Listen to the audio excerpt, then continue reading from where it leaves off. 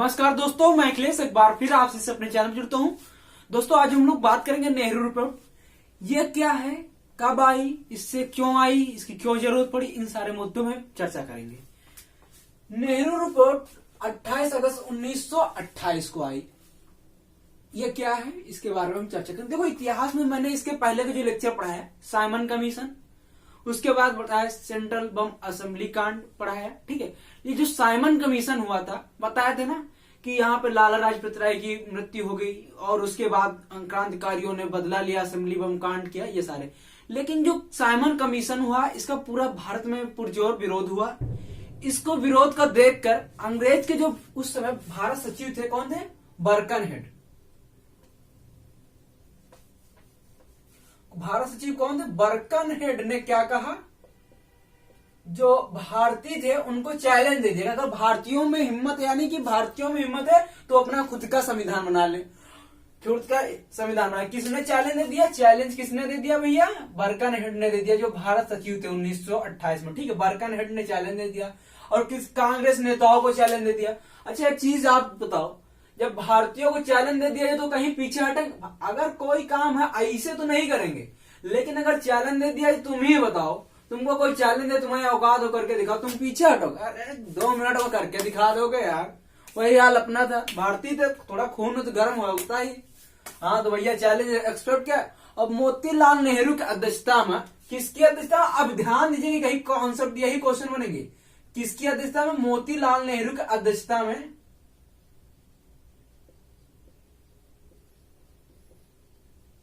8 सदस्यीय समिति बनाएगी, 8 सदस्यीय समिति बनाएगी। अच्छा अब बात करें मोतीलाल नेहरू कौन थे, तो भैया पंडित जवाहरलाल नेहरू जो थे उनके पिताजी थे, यानी ठीक है पिताजी थे। और इसी समिति में जो पंडित जवाहरलाल नेहरू यानी पीटू नेहरू, ठीक है, जो पंडित जवाहरलाल नेहरू क्या थे, वो सचिव बन के आए, सचिव बने। अध्यक्ष कौन बना, इनकी अध्यक्ष मोतीलाल नेहरू की अध्यक्षता में कौन, मोतीलाल नेहरू की अध्यक्षता में 8 सदस्यीय समिति बनी और जिसके सचिव कौन बने, इस समिति जो नेहरू रिपोर्ट है उसके सचिव कौन थे, पीटी नेहरू यानी पंडित जवाहरलाल नेहरू इसके सचिव बने। ठीक है, ये तो बात हुई। उसके बाद अब इसमें बात ये थी कि इसमें क्या क्या हो, क्या क्या ना हो, कितने सदस्य, तो ये सारी तो बातें हो गई।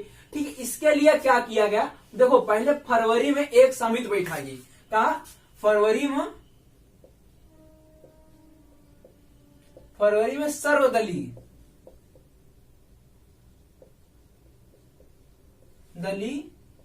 समिति बैठाई गई। कहां पर, नई दिल्ली में, सर्वदलीय समिति नई दिल्ली में। ठीक है, लगभग इसमें 29 छोटे और बड़े दल मिलाकर, 29 छोटे बड़े दल मिलाकर, ठीक है, छोटे बड़े दल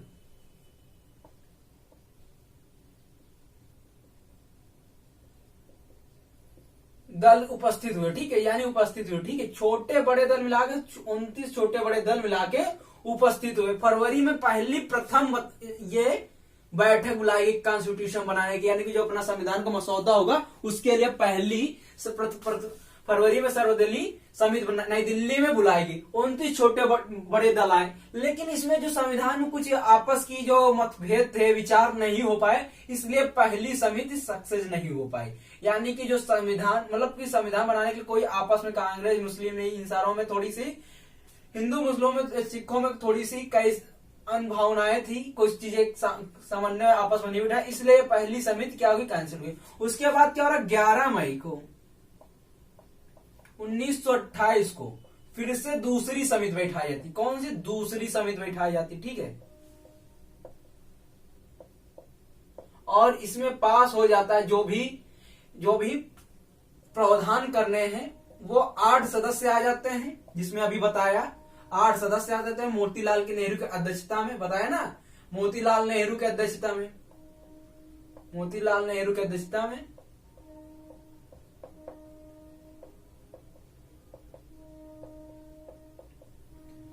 ठीक है,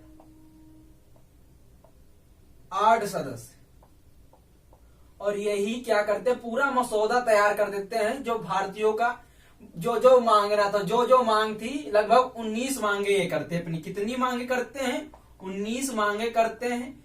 तो ध्यान दीजिएगा इसकी जो स्टार्टिंग कब होती है 28 अगस्त को ये सौंपी जाती है, लेकिन 28 अगस्त के पहले इतिहास की यानी वही इसमें क्या क्या हुआ उन सब चीजों की, ठीक है। तो किसके मतलब किसने चैलेंज दिया, तो बर्कनहेड ने चैलेंज दिया। मोतीलाल कांग्रेस के नेताओं को बुरा लगा, यानी चैलेंज हो जाएगा भैया कैसे मान लेंगे हम। फिर उसके बाद इनको स्वीकार किया उनका चैलेंज, ठीक है। उसके बाद इन्होंने स्टार्ट कर दिया। पहली बैठक कब हुई, फरवरी 1928 में, लेकिन इसमें कोई निर्णय नहीं निकल पाया। दूसरी बैठक कब हो रही, 11 मई 1928 में, दूसरी समिति में। उसमें 8 सदस्यीय समिति बनाई गई, जिसमें इन्होंने अपनी कुछ पूरे प्रावधान बनाए, और उसके अध्यक्ष कौन थे, मोतीलाल नेहरू। उसके सचिव कौन थे, पंडित जवाहरलाल नेहरू। अब उसके आगे हम देखते हैं, इसके आगे हम देखेंगे तो जो महत्वपूर्ण कुछ यानी जो अपनी समिति में इन्होंने जो सिफारिश में जो बताया, जो संविधान बनाया, उसकी कुछ प्रमुख बातों को हम पढ़ लेते हैं, उन पे चर्चा कर लेते हैं। उसके बाद क्या क्या हटाया गया, क्यों ये रिपोर्ट सक्सेस नहीं हुई है, इसको क्यों असफलता मिली, ये सामान्य क्यों नहीं हुई, इन सब के बारे में हम चर्चा कर लेंगे। तो चलो हम अपना तुमको थोड़ा भैया उसके बारे में बता देते, ठीक है। तो चलो आगे देखो। ये दोस्तों देखते हैं जो नेहरू जी ने यानी मोतीलाल नेहरू की जो रिपोर्ट आई थी, उसमें जो सुझाव दिए गए थे, कौन से 19 सुझाव दिए गए थे, उनको हम चर्चा करते हैं, उनके बारे में विस्तार से जानेंगे। देखो मेरा पढ़ाने की एक ही मोटिव है कि आप जब भी पढ़ें, ये आप इतना समय देंगे इस वीडियो के लिए, तो आपको पूरा ज्ञान मिल जाए यार, एक ही जगह मिल जाए। इसके बाद आप ये जब भी टॉपिक आपको क्लियर हो जाएगा, इसके बाद से आपसे यहां से क्वेश्चन नहीं पाया जाए, इसलिए मैं इतना ब्रॉड पढ़ाता हूं, इतना विस्तार से पढ़ाता हूँ, ठीक है। तो चलिए आगे देखते हैं। इसके जो नेहरू रिपोर्ट ने सुझाव दिए, पहला क्या था, नेहरू रिपोर्ट में क्या, जो मौलिक अधिकारों को संविधान में स्थान दिएगा। सबसे मेन कॉन्सेप्ट यही था कि मौलिक अधिकारों को संविधान में स्थान दिया गया, ठीक है। नेहरू, अब क्वेश्चन आए कि किस रिपोर्ट में मौलिक अधिकारों को संविधान में स्थान दिया गया, तो नेहरू रिपोर्ट थी। ध्यान दीजिएगा, ऐसे ही क्वेश्चन बने, ठीक है। अगला जो कॉन्सेप्ट क्या था, सिंध को, यानी सिंध जो है, सिंध को मुंबई से अलग प्रांत का सुझाव किया जाए, मुंबई से अलग प्रांत कर दिया जाए जो सिंध था। यानी कि इस रिपोर्ट में दूसरा स्टेटमेंट ये था, सिंध को मुंबई से अलग कर एक नया प्रांत घोषित किया जाए, ठीक है। तीसरा क्या था, प्रांतों को केंद्र की भांति उत्तरदायी शासन प्रदान किया जाए, यानी कि फेडरल सिस्टम, यानी मैंने पहले बताया संघी मतलब समझ रहे हो ना, फेडरल सिस्टम। यानी देखो केंद्र के बाद क्या आएगा, प्रांत आएगा। अगर नगर निगम ग्राम पंचायत है तो ग्राम पंचायत भी आ सकता है, ठीक है, ग्राम पंचायत भी आ सकता है। लेकिन संघी का मतलब समझ ना, केंद्र और प्रांत, जहां पे केंद्र और प्रांत है वहां पे क्या होगा, संघी यानी फेडरल सिस्टम। प्रांतों को केंद्र की भांति उत्तरदायी शासन प्रदान किया जाए, यानी कि तीसरा इनका क्या था, प्रांतों का केंद्र की भांति उत्तरदायी शासन प्रदान किया जाए। देखो इस रिपोर्ट में जितनी चीजें बात की गई ना, इसी का लगभग 50% हमारे कॉन्स्टिट्यूशन में उठा ले गया, सीधा इसी का 50% हमारे कॉन्स्टिट्यूशन। आगे जब पढ़ेंगे कॉन्स्टिट्यूशन, जिन लोगों ने पढ़ रखा होगा, जो स्टेटमेंट्स होंगी वो मैं बताऊंगा, आप लोगों को समझ में आ जाएगा, हाँ ये चीजें आई हैं। वास्तव में हमारे कॉन्स्टिट्यूशन में जो अडॉप्ट की गई, इन्हीं से कुछ चीजों से लिया गया, ठीक है। तो केंद्र को भांति उत्तरदायी शासन प्रदान करना है कि नहीं, फेडरल सिस्टम है ना हमारे पास, संघीय न्यायालय है ना हमारे पास, संघीय है ना सिस्टम, वही चीज। अगला चीज है भारत को औपनिवेशिक, ध्यान दीजिएगा, भारत को औपनिवेशिक स्वतंत्रता दी जाए, ठीक है। भारत का स्थान ब्रिटिश शासन के उपनिवेश के समान है, यानी कि भारत का जो स्थान है ब्रिटिश शासन के जो व्यापार है उसके इक्वल कर दिया जाए, ठीक है। भारत को कौन सी औपनिवेशिक स्वतंत्रता दी जाए, भारत का स्थान ब्रिटिश शासन के उपनिवेश के समान हो, ठीक है। अगला क्वेश्चन क्या, अगला जो बताया, केंद्र को 2 भागों में बांट दिया है, एक कौन, निम्न और उच्च। निम्न और उच्च का मतलब हम अभी समझ सकते हैं, जैसे हमारे प्रेजेंट टाइम हमारा लोकसभा है और राज्यसभा है, उच्च सदन राज्यसभा है, लोकसभा निम्न सदन है। उसी तरह इन्होंने ये बताया कि केंद्र को 2 भागों में बांट दिया, एक निम्न और एक उच्च। जो निम्न होगा उसमें कितने सदस्य कर दिया जाए, 500 सदस्य, और जो उच्च होगा उसमें 200 सदस्य कर दिया जाए, ठीक है। अब इनका कार्यकाल, तो जो निम्न सदन है उसका कार्यकाल बताया 5 वर्ष। कितना वर्ष बताया इन्होंने, 5 वर्ष बताया। अब बताओ हमारे यहाँ पे लोकसभा का कार्यकाल कितना वर्ष, 5 वर्ष है ना, लेकिन इन्होंने उच्च सदन का वर्ष कितना बताया, 7 वर्ष। लेकिन उच्च सदन का हमारे यहाँ कितने प्रेजेंट टाइम में, 6 वर्ष है, 6 वर्ष है ना उच्च सदन का, 2 तिहाई बदलते रहते हैं ना 2-2 साल में। तो ये चीज नहीं मानी गई, ये कम कर दिया गया प्रेजेंट टाइम पे जो कॉन्स्टिट्यूशन, लेकिन जो 5 वर्ष है ये तो अब वैसे भी चला रहा है। अब देखो आपने लोकसभा को राज्यसभा 2 भागों में जैसे पहले बताया वैसे ही काम कर दिया ना, यानी कि इन्होंने क्या किया, केंद्र को 2 भागों में बांटना है, निम्न सदन और उच्च सदन, जिसमें निम्न सदन में कितने लोग रहेंगे, 500, प्रेजेंट टाइम में 550 है, ठीक है, 550 होगा, ठीक है, क्योंकि 2 आंग्ल भारतीय जो थे उनको हटा देगा, ठीक है, अमेंडमेंट करके उनको हटा दिया, 550 है प्रेजेंट टाइम में।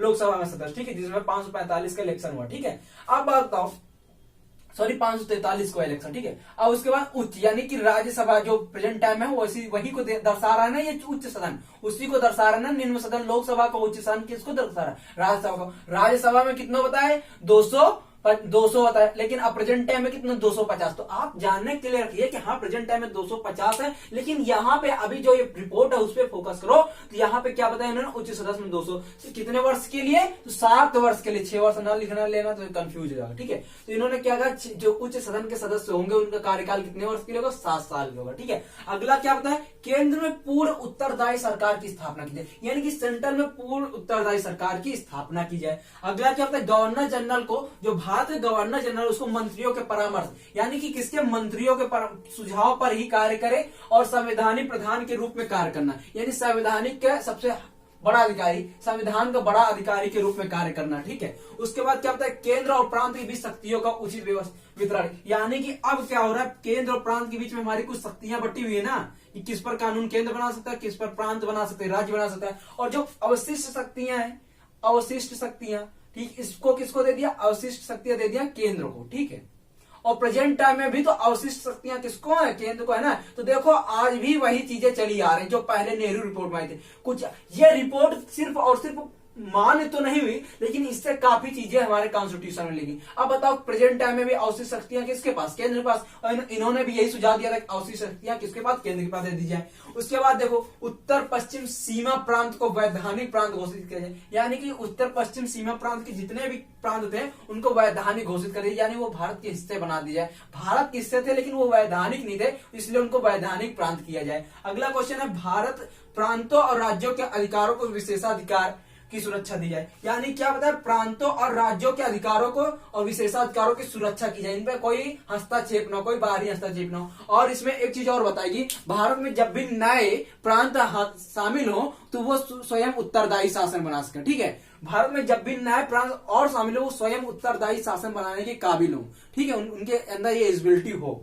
तो इतनी चीजें हैं। उसके बाद आगे हम जो 9 बातें हैं उनको हम आगे देखते हैं, और 9 बातें उनको देखते हैं। उसके बाद आगे देखते हैं अगली जो बात बताई इन लोगों ने, क्या बताई, न्यायपालिका विधायिका से अलग होनी चाहिए, यानी जो न्यायपालिका है, जो जुडिशरी है, वो कार्य विधायिका यानी कि जो संसद है उससे अलग होनी चाहिए। अब बताओ भारत में जो प्रेजेंट टाइम में न्यायपालिका और विधायिका का कोई संपर्क है, अगर भाई जैसा बताए वैसा है कि नहीं, प्रेजेंट टाइम में भी वैसे चल रहा है, यानी न्यायपालिका बिल्कुल अलग है विधायिका से। बताओ संसद से अलग है कि नहीं अलग है, ये बताओ। न्यायपालिका कोई जोर जबरदस्ती है, बिल्कुल नहीं है। न्यायपालिका विधायिका से अलग होनी चाहिए, वही हाल अभी भी है, यानी देखो ये बात भी अभी उठा ली गई, ठीक है। तो क्या बताया अगली बात, न्यायपालिका विधायिका से अलग होनी चाहिए। उसके बाद केंद्र सरकार में 1/4, ध्यान दीजिएगा, केंद्र सरकार में 1/4 मुस्लिम प्रतिनिधित्व होना चाहिए, यानी कि जो सेंट्रल गवर्नमेंट बनेगी उसमें 1/4, यानी अगर 100 लोग हैं, 100 लोगों में 25 लोगों को मुस्लिम होंगे, ठीक है। 75 लोगों में बाकी सब लोग, 25 लोगों की मुस्लिम होगी, ठीक है। यानी केंद्र सरकार में 1/4 मुस्लिम प्रतिनिधित्व होना चाहिए। उसके बाद अगली क्या बात बताई, बंगाल और पंजाब में जनसंख्या समुदाय, जो जनसंख्या समुदाय के लिए किसी सीट का आरक्षण ना होना, जनसंख्या समुदाय के लिए किसी सीट का आरक्षण ना होना, देखो हाईलाइट कर रहे हैं, ठीक है। परंतु मुस्लिम जनसंख्या, अब सबसे ध्यान पूर्वक बताओ ऐसी कंडीशन में कौन मान लेगा ये इनकी, ठीक है। परंतु मुस्लिम जनसंख्या 10% पर 10% से कम होने पर, ठीक है, 10% से कम होने पर आरक्षण दिया जाए, ठीक है। क्या बता रहे हैं, बंगाल में और पंजाब में जनसंख्या जो समुदाय है, जो जहां पर जो जनसंख्या समुदाय है वहां पर किसी सीट का आरक्षण न दिया जाए। लेकिन अगर वहां पर पंजाब और बंगाल में बता रहे हैं, परंतु अगर मुस्लिम जो जनसंख्या है, मुस्लिम कम्युनिटी जो है 10% से कम है, तो वहां पर सीटों का आरक्षण दिया जाए। देखो यही सबसे बड़ी गलती हो गई बंगाल और पंजाब में जनसंख्या समुदाय को लिए। भाई अब बताओ पंजाब में सिख लोग ज्यादा है, अगर उनको कुछ आरक्षण नहीं मिला, उनको ज्यादा नहीं मिला, तो कैसे काम करेगा, वो विरोध करेंगे, और यही विरोध हुआ था, आगे बताएंगे आपको, ठीक है। इसलिए ध्यान दीजिए, बंगाल और पंजाब में जनसंख्या समुदाय के लिए किसी सीट का आरक्षण ना हो, परंतु मुस्लिम जनसंख्या 10% कम होने पर, मुस्लिम जनसंख्या का 10% कम है तो वहां पर सीट में आरक्षण दिया जाएगा, ठीक है। उसके बाद क्या होता है, अल्पसंख्यकों को पृथक निर्वाचन मंडल, जो 1919 में मार्ले मिंटो सुधार में मिला था ना, इनको मार्ले मिंटो सुधार में 1909 में मिला था। हाँ 1909 में, ठीक है 1909 में इनको मिलता है ना प्रथम पृथक निर्वाचन मंडल। ठीक है, पृथक निर्वाचन मंडल 1909 में मिलता है मुस्लिम लीग को। ठीक है, वही बताया गया अल्पसंख्यकों को पृथक निर्वाचन मंडल समाप्त किया जाए, इससे सांप्रदायिक भावना आती है। यानी हाँ सही है, बिल्कुल सांप्रदायिक। अच्छा देखो, धर्म और सांप्रदायिक में बहुत पतली सी डोर है। आप जब किसी धर्म को लेकर हिंसक हो जाते हो वो सांप्रदायिक आ जाता है, और जब किसी आप धर्म को लेकर मेल मिलाप काम करते हो वो धार्मिक हो जाता है। ठीक है, ये एक पतली सी डोर है, आप समझ सकते हैं। ठीक है, तो इससे क्या अल्पसंख्यकों को पृथक निर्वाचन मंडल को समाप्त किया जाए, इससे सांप्रदायिक भावना आती, बिल्कुल अच्छी बात बताई इन्होंने। लेकिन प्रांतों का गठन भाषीय आधार पर किया, यानी लैंग्वेज के आधार पर अब स्टेट का गठन किया जाए। अब बताओ सबसे, अब भारत में जो 1956 में क्या हो रहा है, 1956 में आंध्र प्रदेश जो एपी है, यानी आंध्र प्रदेश, इसको भाषा के आधार पर गठित सबसे पहला राज्य है। आंध्र प्रदेश सबसे पहला राज्य है ना भाषा के आधार पर गठित। ये क्वेश्चन, अब बताओ वही बात होगी ना, प्रांतों का गठन भाषाई आधार पर किया जाए, 1956 में हो रहा है पहला आंध्र प्रदेश। ठीक है, उसके बाद मुसलमानों को धार्मिक और सांस्कृतिक संरक्षण दिया जाए, यानी मुसलमानों को धार्मिक और सांस्कृतिक संरक्षण दिया जाए, ये बात सही है। उसके बाद क्या होता है, धर्मनिरपेक्ष राष्ट्र की स्थापना की जाए, यानी धर्मनिरपेक्ष राष्ट्र यानी कि कोई धर्म को प्रधान न बनाया जाए, एक सभी धर्म एक समान करके धर्मनिरपेक्ष राष्ट्र की स्थापना की जाए। राजनीति धर्म से अलग हो, यानी राजनीति जो है धर्म से अलग हो। उसके बाद उच्चतम न्यायालय, लोक सेवा आयोग, प्रतिरक्षा समिति की स्थापना की जाए। किसकी उच्चतम न्यायालय, लोक सेवा आयोग, प्रतिरक्षा समिति की स्थापना की जाए। जो इनकी सबसे आखिरी और लास्ट बात थी कि प्रांतों सरकारों का कार्यकाल 5 साल, यानी जो प्रांत सरकार है यानी स्टेट गवर्नमेंट है, उनका कार्यकाल 5 साल हो। उसका प्रमुख कौन हो, गवर्नर जनरल हो। हर प्रांत का एक गवर्नर जनरल प्रमुख होगा, और वो किसकी मदद से कार्य करे, कार्यकारी परिषद की सलाह से काम करे। ठीक, कार्यकारी परिषद की सलाह से काम करे। ये तो हुए इनके सुझाव। अब इनकी बात सुझाव, इसके बाद इसका विरोध क्या हुआ, ये सफल क्यों नहीं हुआ, नेहरू रिपोर्ट क्यों अमान्य हुई, इसके बारे में हम चर्चा करेंगे। तो चलिए हम आगे देखते हैं क्या क्यों सफल। नेहरू रिपोर्ट का जो विरोध हुआ है, उसके बाद ये अमान्य क्यों घोषित की गई, यहीं से फाइनल रिजल्ट क्यों निकला। ठीक है, देखते हैं नेहरू रिपोर्ट का विरोध। देखते हैं नेहरू रिपोर्ट के विरोध में क्या हुआ। यह सर्वदलीय सम्मेलन हुआ था। क्या एक सर्वदलीय सम्मेलन हुआ, यानी सभी दल फिर से बैठे, सर्वदलीय सम्मेलन। ठीक है, सर्वदलीय सम्मेलन में मोहम्मद अली जिन्ना क्यों गुस्सा थे, इसका क्यों विरोध किया, मोहम्मद अली जिन्ना चाहते थे मुस्लिम को अधिक प्रतिनिधित्व दिया जाए, यानी कि नेहरू रिपोर्ट में जो भी दिया था इससे भी और अधिक प्रतिनिधित्व दिया जाए मुस्लिम रिपोर्ट को। ठीक है, जैसे मैंने पहले ही बताया, पूरा आपको दिखा दिया क्या क्या दिया गया। उसके बावजूद ये चाहते थे, मोहम्मद अली जिन्ना इसलिए विरोध कर रहे थे कि मुस्लिम को और प्रतिनिधित्व दिया जाए। अब इनका कहना था कम दिया गया। ठीक है, उसके बाद आगा खां कह रहे देश के हर प्रांत को आजादी मिले, यानी कि देश के हर प्रांत को आजादी मिले। आगा खान ने इसलिए विरोध किया कि इसमें देश के हर डोमिनेंट स्टेट को जो स्टेटस ले रहे थे, इसलिए इनको भी दिक्कत थी। ठीक है, उसके बाद क्या बताया, सिखों ने पंजाब में, अब देखो वही सिखों वाली जो अभी कॉन्सेप्ट बताया वही चीज यहाँ देखो मांग ली, पंजाब में सिखों का विशेष प्रतिनिधित्व दिया जाए। अभी क्या बताए, बंगाल और पंजाब में जनसंख्या समुदाय को कोई सीट आरक्षण नहीं, लेकिन अब देखो पंजाब में क्या सिख उसी का विरोध तो कर रहे हैं, पंजाब में सिखों को विशेष प्रतिनिधित्व दिया जाए, इसीलिए विरोध कर रहे हैं इसका। ठीक है, नेहरू रिपोर्ट का। उसके बाद जो अगला कॉन्स्टिट्यूशन, राष्ट्रवादी मुसलमानों का एक दल, राष्ट्रवादी मुसलमानों का एक दल जो था, जिसमें डॉक्टर अंसारी, कौन, जिसमें डॉक्टर अंसारी, अली इमाम नेहरू रिपोर्ट के पक्ष में थे। यानी ये लोग क्या कह रहे थे, नेहरू रिपोर्ट का सपोर्ट कर रहे थे। कौन कौन कर रहे थे, राष्ट्रवादी मुसलमानों का एक दल, जिसमें डॉक्टर अंसारी,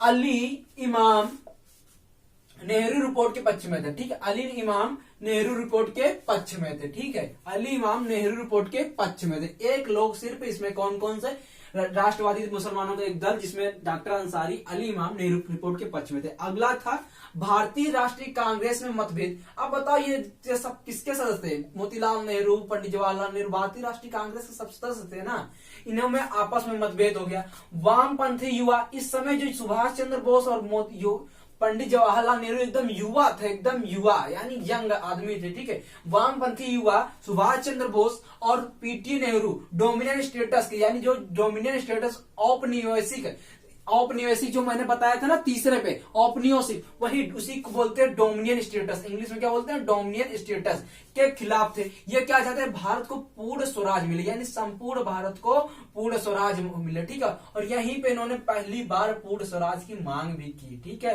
पहली बार मांग की है नेहरू रिपोर्ट में। तो ये क्वेश्चन भी पूछा गया और पहली बार मांग की। और इसी बात इससे गुस्सा होकर इन्होंने क्या एक लीग बना ली, इंडिपेंडेंस फॉर इंडिया। इस लीग की, इंडिया लीग, इसकी स्थापना कौन कर रहा है, सुभाष चंद्र बोस और पंडित जवाहरलाल नेहरू मिलकर कर रहे हैं। सुभाष चंद्र बोस और नेहरू जी मिलके कर रहे हैं, ठीक है, पीटी नेहरू, इन लोग मिलके कर रहे हैं, ठीक है। तो इंडिपेंडेंस फॉर इंडिया लीग की स्थापना कौन कर रहा है, सुभाष चंद्र बोस और पीटी नेहरू। कब कर रहे हैं, जब ये गुस्सा हो, नेहरू रिपोर्ट के बाद ये गुस्सा हो जाते, ये एक अलग इंडिपेंडेंस फॉर इंडिया लीग की स्थापना कर लेते। इस सब के बावजूद गांधी जी इससे दूर रहते हैं, लेकिन जब आपस में कोई बात नहीं बनती तो गांधी जी से समझौता कराते, गांधी जी आपस में समझौता करते। इसके बाद यही फाइनल निर्णय मिलता है कि नेहरू रिपोर्ट को हम लागू नहीं करेंगे, ठीक है, नेहरू रिपोर्ट को लागू नहीं की जाती। इसलिए बस नेहरू रिपोर्ट इसलिए इतिहास में जानी जाती है क्योंकि ये महत्वपूर्ण थी, प्रमुख नेता थे। नेहरू रिपोर्ट क्यों आई, ये सब चीजें थी।